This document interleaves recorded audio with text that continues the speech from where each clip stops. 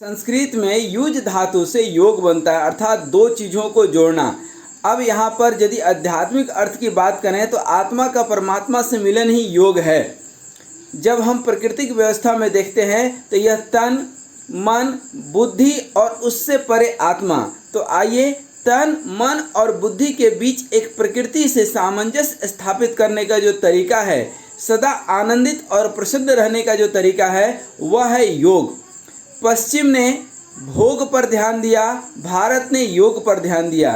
अष्टांग योग अर्थात आसन, यम, नियम, ध्यान, धारणा, प्रत्यय, समाधि इत्यादि ये योग के 8 अंग है, जो इस तन को भी तंदुरुस्त, स्वस्थ, सदा सुखी, आनंदित रखते हैं।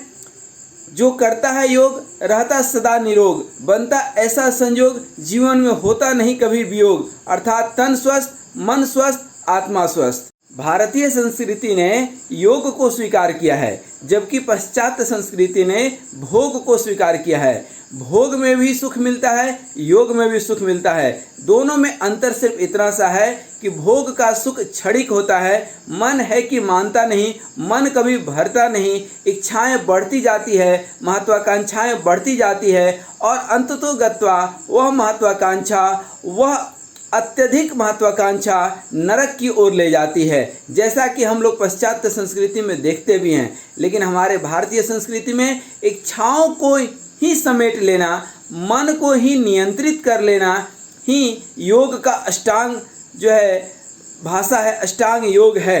अष्टांग योग अर्थात आसन, यम, नियम, ध्यान, धारणा, प्रत्यय, समाधि, अर्थात ध्यान से ही असली ज्ञान मिलता है। इस ज्ञान का जो है अधिकारी हमारी भारत संस्कृति है। योग के फायदे कहते हैं कि स्वस्थ शरीर में ही स्वस्थ मस्तिष्क का वास होता है। अब स्वस्थ शरीर तभी होगा जब हम प्राकृतिक रूप से जीवन जिएंगे, और योग यही कार्य करता है। आसन, प्राणायाम इत्यादि सभी हमारे शरीर को प्रकृति से जोड़ने के लिए, बाहरी वातावरण से सामंजस्य बिठाने के लिए एक बहुत ही उपयोगी जो है तत्व है।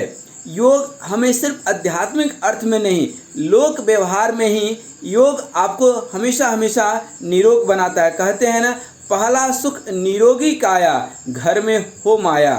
अर्थात घर में सुख सुविधा की वस्तु हो, लेकिन एक लिमिट तक, एक सीमा के अंदर, क्योंकि इस सुख सुविधा में ज़्यादा आप तल्लीनता दिखाएंगे, ज़्यादा प्रीति दिखाएंगे तो ये मन है कि मानता नहीं, ये महत्वाकांक्षाओं से कभी भरता नहीं। इसलिए हमेशा एक सीमा के अंदर सब कुछ सही है लोक व्यवहार में।